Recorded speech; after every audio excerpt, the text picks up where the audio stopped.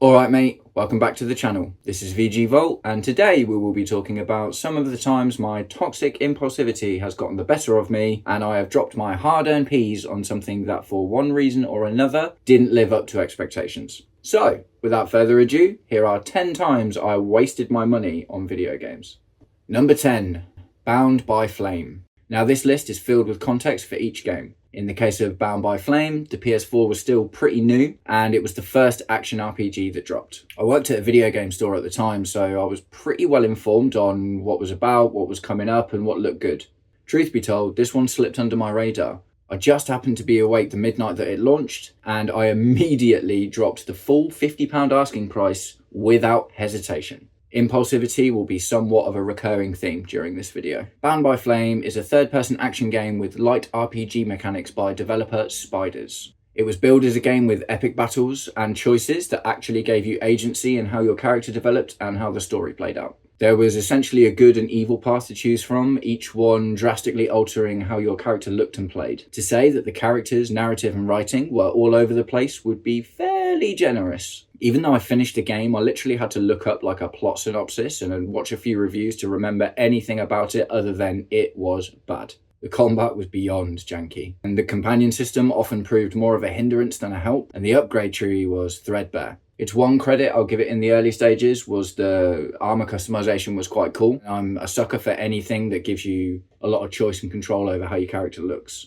But even that was not enough to soften the blow that I dropped the full £50 asking price for this mess of a game. I'll never not be sore about this one. Number 9. Sword Art Online Hollow Fragment. So, full disclosure, I am somewhat of an anime fan. Sword Art Online was never my favourite, but I did enjoy the first season, and seeing how the literal premise of the anime was that it was based in a VR video game, I was reasonably confident that it would translate well. Now, I'm willing to admit I largely overlooked what was probably always going to be the fatal flaw in this game for me personally. I am not a fan of MMOs. The moment-to-moment gameplay leans quite heavily into that faux MMO space. And I just couldn't get past the first few hours to see if there was something later in the game that picked it up for me. I also didn't really like the anime enough to sit through the incessant amount of static picture dialogue cutscenes. Side note, I'm also not a huge fan of visual novels, so this medium of storytelling just isn't really going to work for me unless I already really like the IP, or if the rest of the game is just so awesome that it's enough for me to push through. Here's looking at you, Tales of Arise. So for these reasons and a few others, this one gets tossed into the black hole of games that did not justify my spend. Number 8. Citadel Forged with Fire. Just before I got this game, my girlfriend and I had just gone through a phase where we were obsessed with Conan Exiles. I was literally going to work on like 3 or 4 hours of sleep at a time because we were just pumping hours and hours into Conan. We just loved it. That time is actually still a really fond memory for the both of us. But inevitably, the fire started to fade. And when it finally burned out, I was determined to find something similar so my partner and I could just jump straight back into that feeling again. Enter Citadel Forged with Fire. Now, the truth of this one is I don't have a list of things I didn't like about the game. The reason for that is there was only one thing that actually stopped us from playing it. It was broken. Seriously, it was just broken. The game crashed literally after 5 minutes every single time I tried to boot it up. Weirdly enough, it actually crashed more for me than it did for her, and I was playing on a PS4 Pro and she was playing on a PS4 Slim. Go figure. I'd literally have rathered it was just bad. But alas, I'll never know because I couldn't play it for long enough to make any sort of assessment. It wasn't a full price game, so not quite as much of a sting as some of the others on this list. It was just more of a case of lamenting what could have been. It looked great, and if it was half as good as Conan was, then we'd have played it for a really long time. Number 7 and 6, Watch Dogs 2 and Legion. Watch Dogs has been a perennial letdown ever since that first trailer came out and promised us the world. I discovered Ubisoft through Assassin's Creed, and I was so hyped for this game. That original trailer still holds up really well now. And I'll admit, while it obviously underdelivered compared to the trailer, I actually really enjoyed the first Watch Dogs game. It took itself a bit more seriously than something like GTA does, and I like that. Aiden Pearce wasn't exactly the most memorable protagonist, but he had reasonable motivations and I enjoyed his curt attitude and no-nonsense personality. So needless to say, when Watch Dogs 2 was announced, I was again hyped.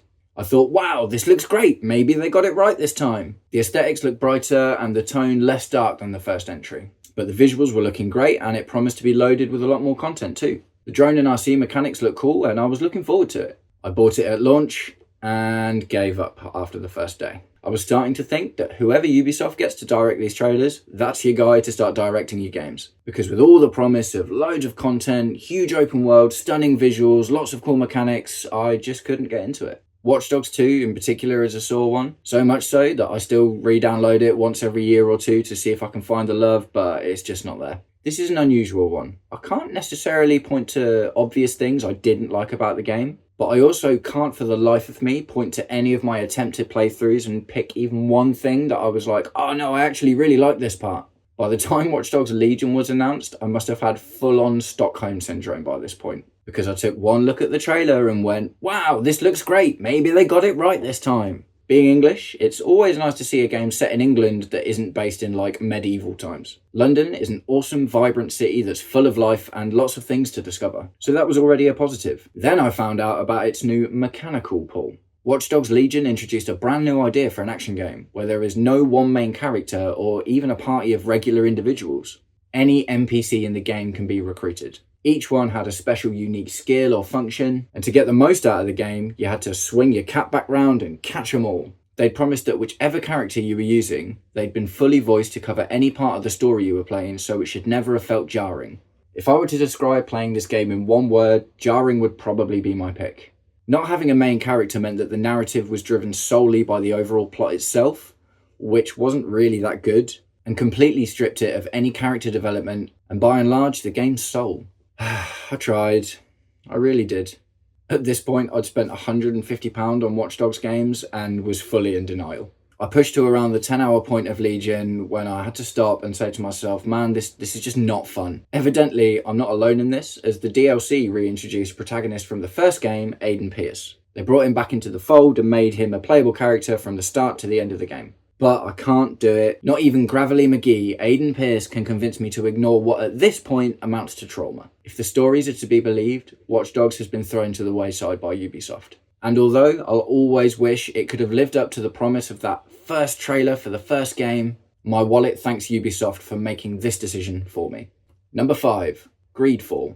I have an unusual relationship with spiders, the developer, not the arachnid. I like the occasional B-grade game. Sometimes they turn out really well because they're simple and not hamstrung by their own success. In the modern age, huge studios are constantly pumping out terrible titles en masse due to pressure from the publishers and the shareholders. It's common practice these days that the people making the decisions are businessmen. And these guys just don't really have a vested interest in preserving the creativity of the actual developers.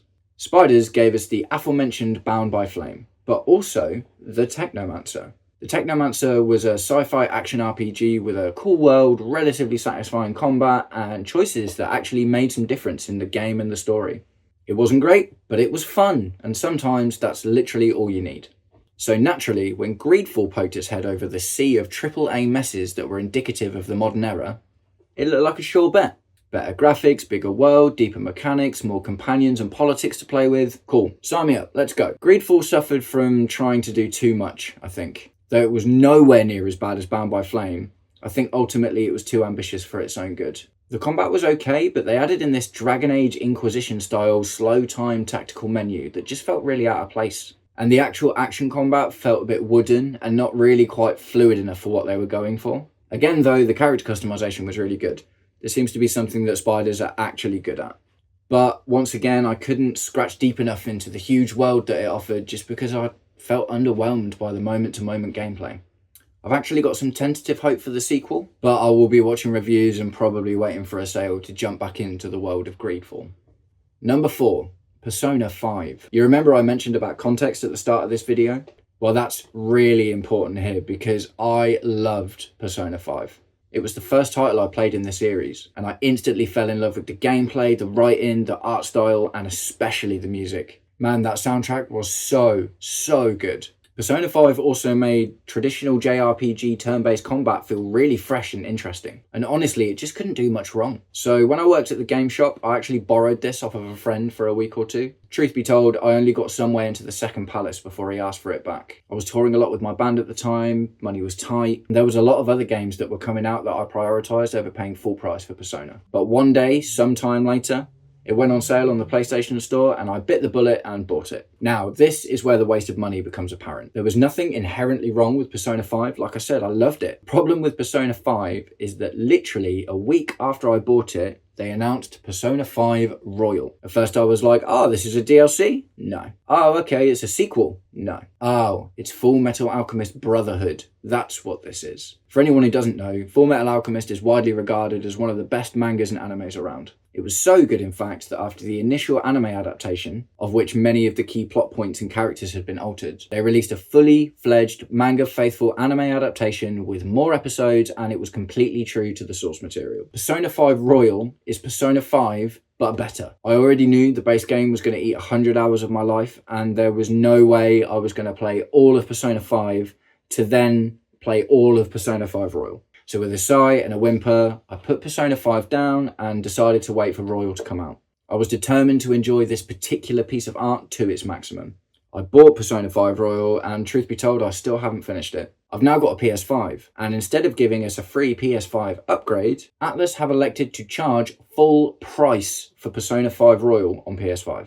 I literally can't. Why do you play with my emotions? So for the time being, it's on hiatus for me. I will be getting Metaphor ReFantazio at some point, and I swear if they Full Metal Alchemist me again, heads will roll. Number 3. Detroit Being Human. Now this is another important context one. Technically I didn't waste my own money on this one as it was bought for me as a gift. But in some ways that kind of makes it worse. Quantic Dream are an excellent studio, they do good work and I bear them no ill will. It's just an unfortunate circumstance that their narrative-driven cinematic style games just don't really do it for me. I played through Beyond Two Souls in its entirety as oddly enough that was also bought for me as a gift. But it was a fairly draining experience that I forced myself through rather than it being something I actually enjoyed. Detroit Being Human looks great, it really, really does. I've got nothing bad to say about it other than that style of game is just not really for me. It's a techno rave tune and I'm a jazz bebop ditty. It's just not my thing.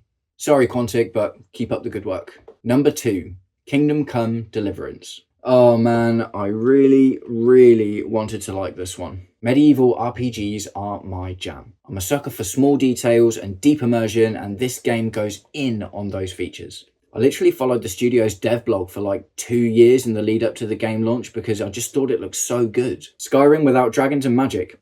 Awesome.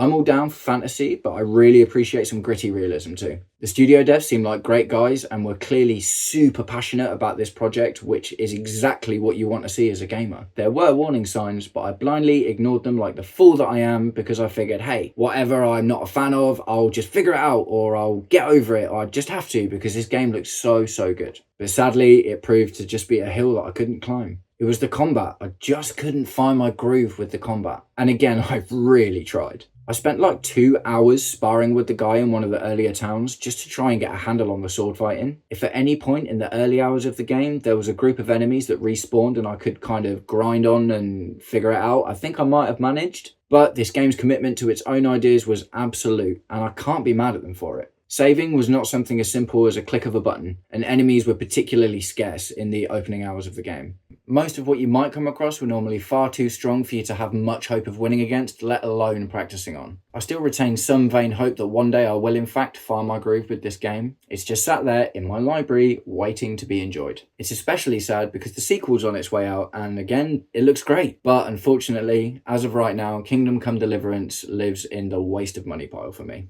I hope that one day I can find the strength to rescue it, learn it, and enjoy it in all of its glory. Much like I recently have for Fallout 4, which if I hadn't just platinumed would probably be on this list as well because I also bought that at launch. And finally, number 1, The Unicorn Princess. This is an honourable mention that was suggested by my particularly furious better half. She just bought it on her Switch in a sale, and it's fair to say she's reasonably dismayed about the lack of quality. The worst £1.50 she's ever spent. All I can say about this one is why do the horses run like dogs? And there you have it, 10 video games that I wasted my money on. I've got to say, of course, this whole list is based on my personal opinion. I'm sure many of you enjoyed these games and found things in it that I didn't and saw things in it that I didn't. That's the beauty of art, right? There's something out there for everyone. So thanks for watching the video. Drop a like if you enjoyed it, a dislike if you didn't, and if you're feeling particularly generous, hit that subscribe button. Keep it classy.